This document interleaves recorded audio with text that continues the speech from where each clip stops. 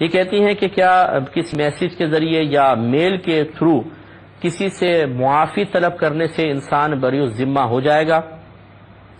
دیکھیں، یہ طریقہ کار بالکل غلط اب ہمارے ہاں رواج پا رہا ہے کہ ایک آدمی دوسرے پہ زیادتی کرتا ہے اور پھر یہ جیسے ایام آ جاتے ہیں، کوئی شب برات کے آ گئے، شب معراج آ گئی، رمضان قریب آ گیا تو میسج خالی کر دیتے ہیں، جی مجھے معاف کر دیں، جتنی میری کوتاہیاں ہوئی ہیں اللہ تعالیٰ آپ کو جزائے خیر عطا فرمائے۔ بعض دھمکیاں دیتے ہیں، اگر آپ مجھے معاف کر دیں، اگر معاف نہیں کریں گے تو بروز قیامت آپ کی گرفت ہو جائے گی۔ واہ بھائی واہ، مجرم جرم بھی آپ نے کیا ہے اور پھر اس مظلوم کو بیچارے کو آپ بلیک میل بھی کر رہے ہیں۔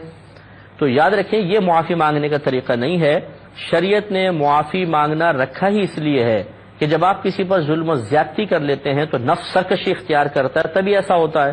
اب نفس کو ذلت بھی محسوس ہونی چاہیے، اور ذلت اسی وقت محسوس ہوگی جب آپ سامنے آ کر معافی کی کلمات اس کے سامنے کہیں گے۔ ہم اپنی اصل میں یہ ناک اونچی ہوتی ہے اور نفس یہ پسند نہیں کرتا کہ میں کسی کے سامنے جا کر اس طرح معافی کی ذلت کو برداشت کروں، تو وہی مشورہ دیتا ہے بس ایک میسج کر دو، ٹھیک ہے۔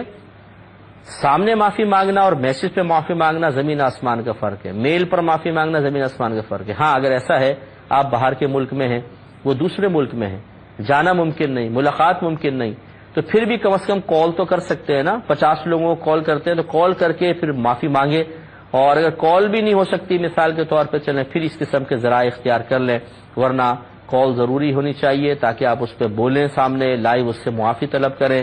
یا انٹرنیٹ پر اگر آپ ہیں، جیسے نامحرم کو کوئی مسئلہ نہ ہو، لڑکی لڑکی سے، عورت عورت سے معافی مانگے، مرد مرد سے مانگ رہا ہے، تو اسکائپ وغیرہ پر سامنے آ کر معافی مانگے تاکہ نفس کو ذلت کا احساس ہو اور سامنے والا خوش دلی کے ساتھ پھر معاف کرنے کی طرف مائل ہو جائے۔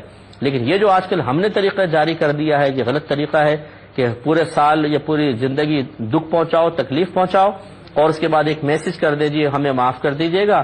معاف کرنا سنت ہے اور اللہ تعالیٰ کو جزائے خیر عطا فرمائے۔ سبحان اللہ۔ تو یہ طریقہ کار مناسب نہیں۔